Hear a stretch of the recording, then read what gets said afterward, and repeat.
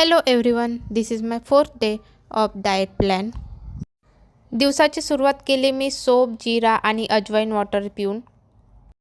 हे पाणी बॉडी डिटॉक्सचं काम तर करतंच, पण तुम्हाला याचे बाकी फायदे माहिती आहेत का? हे पाणी जर तुम्ही रोज प्यायले तर तुमचं पाचनतंत्र नीट राहील.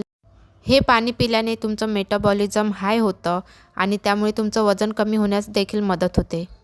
ज्या महिलांना पिरियड पेनचा किंवा ब्लोटिंगचा त्रास होतो त्यांनी हे पाणी पिल्याने त्यांना बराच आराम मिळेल. हे पाणी रक्त शुद्ध करण्यास देखील मदत करतं. आज मला उठायला उशीर झाल्यामुळे मी वर्कआउट स्किप केला. अभिजितला आज बाहेर जायचे होते म्हणून मी लवकर स्वयंपाक केला. पोळी तयार असल्यामुळे म्हटलं चला आज वेगळा नाश्ता बनवूया. त्यासाठी मी कांदा, टमाटर, शिमला मिरची, पत्तागोबी कापून घेतली. 2 बॉइल्ड एग घेतले.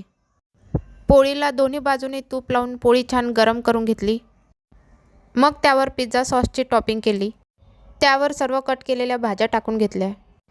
2 उकळलेले अंडे बारीक कट करून टाकले.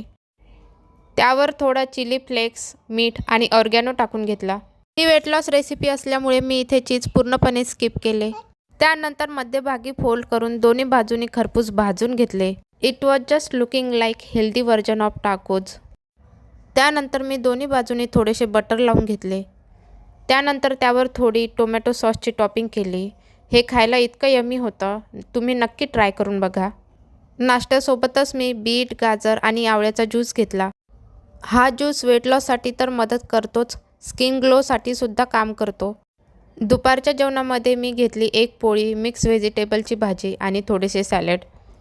दुपारी मुलासाठी फ्रेंच फ्राईज बनवले होते. जे मुलांना आवडतं ते घरीच बनवून खाऊ घातल्यामुळे एक वेगळंच समाधान भेटतं. हे मी कसे बनवले याचा मी सेपरेट व्हिडिओ टाकलेला आहे, तो तुम्ही नक्की बघा. संध्याकाळी 1 कप ग्रीन टी घेतली. रात्रीच्या जेवणामध्ये घेतली 1 बाजरीची भाकरी, शेवग्याच्या शेंगाची भाजी आणि थोडे सॅलड. उद्याची तयारी म्हणून रात्रीच 1 चमचा चिया सीड्स पाण्यात सोक करून ठेवले. If you found this video helpful for you, then please do like, share and subscribe my channel.